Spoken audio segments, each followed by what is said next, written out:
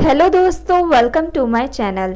दोस्तों, आज मैं आप लोगों के लिए एक बहुत ही स्पेशल टिप लेकर आई हूँ और रेमेडी बताऊंगी जिसको यूज़ करने से आप लोगों के हाथों पैरों की जो मैल होगी वो उतर जाएगी, या अगर आपकी गर्दन पे कालक है तो वो भी ख़त्म हो जाएगी।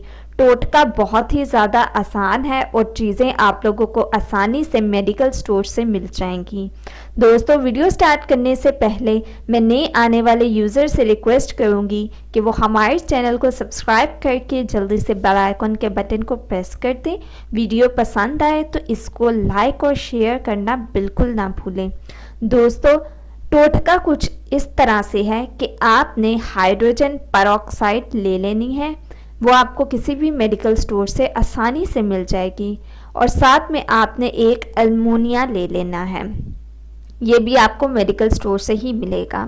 फिर आपने क्या करना है, एक साबुन ले लेना है वाइट कलर का, कोई भी ले लें, लक्स ले लें, सेफगार्ड ले लें, डेटॉल ले लें, लेकिन वाइट कलर में साबुन होना चाहिए। अब मैं आपको इसको बनाने का मेथड बताती हूँ। आपने साबुन को अच्छी तरह से क्रश कर लेना है, जितना भी आपने जिस भी एरिया के लिए यूज़ कर रहे हैं, हाथों और पाँव के लिए थोड़ा सा आपने साबुन को क्रश करना है।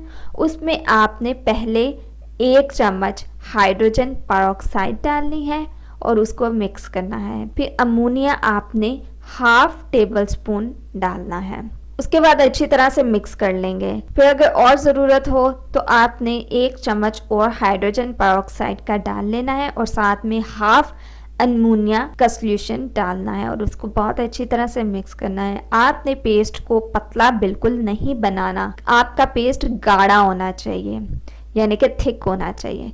फिर आप इसको अपनी गर्दन की कालख पे अप्लाई करें, हाथों पे अप्लाई करें, पाँव पे अप्लाई करें, तो आप लोग देखेंगे कि आप लोगों को फर्स्ट टाइम से ही बहुत अच्छे रिजल्ट्स मिलेंगे। दोस्तों, महीने में आपने इसको 8 दफ़ा करना है और वीक में आप इसको 2 दफ़ा कर लें। आप लोगों को बहुत अच्छे रिजल्ट्स मिलेंगे।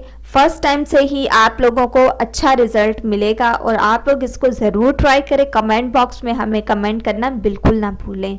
दोस्तों, ये थी आज की मेरी रेमेडी, मेरी वीडियो। सो मज़ीद वीडियोस के लिए हमारे चैनल को सब्सक्राइब करके जल्दी से आप लोग बेल आइकन के बटन को प्रेस कर दें।